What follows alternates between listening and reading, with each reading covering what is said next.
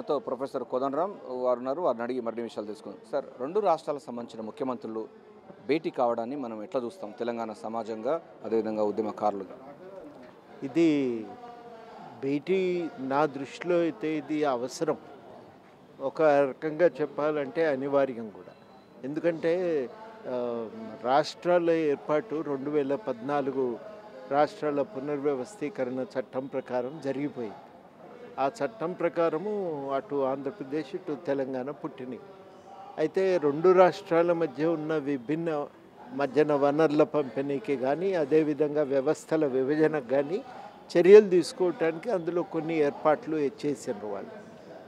అందులో పబ్లిక్ రంగ సంస్థల విభజన కోసం షీలా బీడే కమిటీని వేశారు. ఆ కమిటీ కొన్ని సూచనలు చేసింది, ఈ ఇరు ప్రాంతాల నాయకులతో మాట్లాడింది, కానీ విభజన జరగలేదు. అప్పుడు జరగనప్పుడు తర్వాత జరగవలసింది ఏంటంటే రాష్ట్ర స్థాయిలో నాయకులతోని ఢిల్లీ వాళ్ళు మాట్లాడాలి, జాతీయ ప్రభుత్వం మాట్లాడాలి. అక్కడ కూడా ఈ నిర్ణయాలు ఆ ప్రయత్నం జరగలేదు. ఇప్పుడు ఏంటంటే ఇరు రాష్ట్రాల ముఖ్యమంత్రులు మాట్లాడుకోవటమే దీనికి పరిష్కారం. అదే కాదు, ఉద్యోగుల విభజన, రాష్ట్ర స్థాయి ఉద్యోగుల విభజనకు మన దగ్గర చట్టంలో అవకాశం ఉంటుంది. కానీ జిల్లా జోనల్ స్థాయి ఉద్యోగుల విభజన కోసం అందులో ఏర్పాట్లు లేవు. అది కూడా ఒకటి సీరియస్ అంశం పెండింగ్లో ఉన్నది. దాని సంబంధించిన పరిష్కారం ఇరు రాష్ట్రాల ముఖ్యమంత్రులు మాత్రమే చేయగలరని అప్పుడు మనకు కమల్నాథ్ కమిటీ చెప్పింది.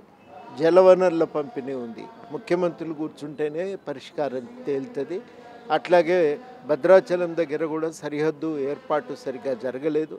వాస్తవానికి సహజమైనటువంటి ఆ శబరిని ఒక హద్దుగా నిర్ణయించినా బాగుండేది. 7 మండలాలు తెలంగాణలో వచ్చిన వాటిని మళ్ళీ ఆంధ్రాకు తరలించారు.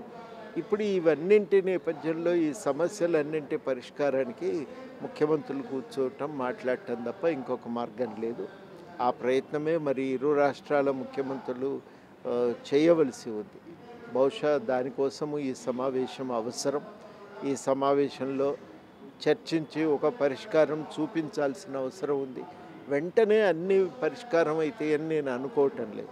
స్థూలంగా పరిష్కారానికి ఒక నిర్ణయం జరిగితే, స్థూలమైన ఒక అంగీకారం కుదిరితే వివరాల కోసం మళ్ళీ అధికారులు కూర్చొని మాట్లాడవలసి వస్తుంది. అంటే 10 సంవత్సరాల పాటు రాష్ట్ర విభజన జరిగింది. కానీ ఎందుకు గత ప్రభుత్వాలట, అప్పుడు ఎన్డీఏ ప్రభుత్వమే ఉంది, అప్పుడు కేసీఆరే ఉన్నారు, ఇటువంటి ఈ రకమైనటువంటి డైలాగ్స్ ఎందుకు జరగలేదు? ఇప్పుడు చంద్రబాబు నాయుడు కూడా 2014లో అయిన తర్వాత 7 మండలాలు కూడా ఏపీలో కలవడం జరిగింది. ఇప్పుడు మళ్ళీ మనం 5 మండలాలు కావాలని కూడా అంటే తెలంగాణ ప్రభుత్వం కోరుతోంది. ఎట్లా చూస్తారు సార్? ఇప్పుడు ఇవన్నీ ఎందుకు కాలేదు అని అంటే దృష్టి పెట్టలేదు. కలిస్తే కూడా రాజకీయ అవసరాల కోసమే కలిసినారు తప్ప సమస్య పరిష్కారం చేద్దామనే ఉద్దేశంతో కలవాలి.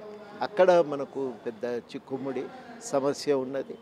ఇవాళ చేయవలసింది ఏంటంటే మళ్ళీ కలిసి ఒక పరిష్కారాన్ని వెతకటానికి నా దృష్టిలో ఇది మొట్టమొదటి మీటింగ్. ఇదివరకు జరిగినవి ఉన్నాయి, కానీ అవి ఏవి కూడా ఒక రాజకీయ అవసరంతో జరిగిన సమావేశమే తప్ప సమస్య పరిష్కారం కోసం జరిగినటువంటివి కావు. అది మనం ప్రధానంగా గ్రహించవలసి ఉంటుంది. ఇవాళ అందుకనే ఈ సమావేశము అవసరం. ఈ సమావేశం పరిష్కారాలు వెతుకుతుందా, లేకపోతే ఆ పరిష్కారానికి కావలసిన నిర్ణయం తీసుకొని వివరాలు అధికారులకు వదిలేస్తుందా చూడాల్సి ఉంది. అది నా దృష్టిలో బహుశా ఈ 2 దశలు కూడా దాటాల్సిన అవసరం కూడా ఉండొచ్చు. కాబట్టి పరిష్కారానికైతే ఒక ప్రయత్నం, ఈ సమావేశము ఇలా అవసరం. ఇది అభిలషణీయం. నా దృష్టిలో పరిష్కారాలని సాధిస్తుందనే ఆశ కూడా ఉన్నది. తప్పకుండా ఓ పరిష్కారాన్ని వెతుకుతుందనే విశ్వాసంతో ఉన్నాను నేను. ప్రధానంగా మనం కూడా ఉద్యమ సమయంలో విడిపోయి కలిసి ఉందామని, తెలుగు రాష్ట్రాలుగా ఉండాలని కూడా అనడం జరిగింది. ఈ యొక్క భేటీ అంటే పరస్పర సంబంధించిన భేటీ వల్ల అట్లాంటి ఫలితాలు వస్తాయని మనం ఆశించవచ్చా? రావాలి కదా, ఆ బాధ్యతతోనే మరి వ్యవహరించాలి, నిర్ణయం తీసుకోవాల్సిన అవసరం ఉంది. ఇది ప్రజల సమస్యలు చిక్కుముడి పడిపోకుండా పరిష్కరించుకోవాలి. కావేరీ సమస్య చూడు, ఇప్పటికీ నాంతనే ఉంది, తరచూ ఇరు ప్రాంతాల మధ్య ఘర్షణకు దారితీస్తుంది. ఇట్లాంటి సమస్యలు ఏవి కూడా సాగదీయకుండా పరిష్కరించుకోవటం అనేది దీర్ఘకాలిక పురోభివృద్ధికి చాలా చాలా కీలకం. ఆ ప్రయత్నం చేస్తారని చెప్పి నేను ఆశిస్తూ ఉన్నా. ఆస్తులు పంపకాల విషయంలో ఇంకా కూడా ఎందుకు పేచీగా ఉంది? కేంద్ర ప్రభుత్వం అప్పుడు బీజేపీ ప్రభుత్వం కూడా ఇటువంటి ఇనిషియేటివ్ తీసుకోలేదు. కేసీఆర్ అడగలేదు కొన్ని అంశాలు, విభజన చట్టంలోని కేంద్రం ఇవ్వలేదు. అటువంటి అంశాలపైన రెండు రాష్ట్రాల ప్రభుత్వాలు ఇప్పుడు కేంద్రంపై ఒత్తిడి తీసుకోవాల్సిన అవసరం ఉంటుందంటారా? అన్నిటికీ అవసరం ఉండదు. మిగతావన్నీ రెండు రాష్ట్రాలు నిర్ణయించుకొని చేసేసుకోవచ్చు.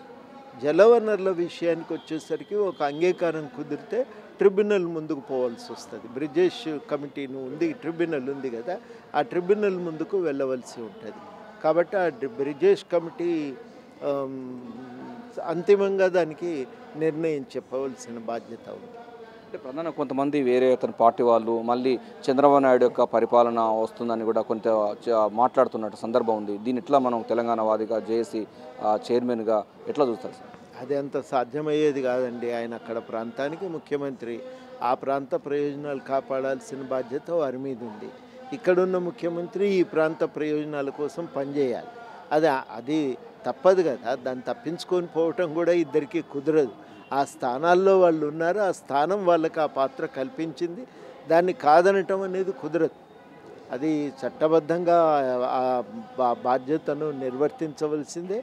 నేను అనుకోవటం అట్లాంటి బాధ్యతను మర్చిపోయినప్పుడు ప్రజలు ఊరుకోరు కదా.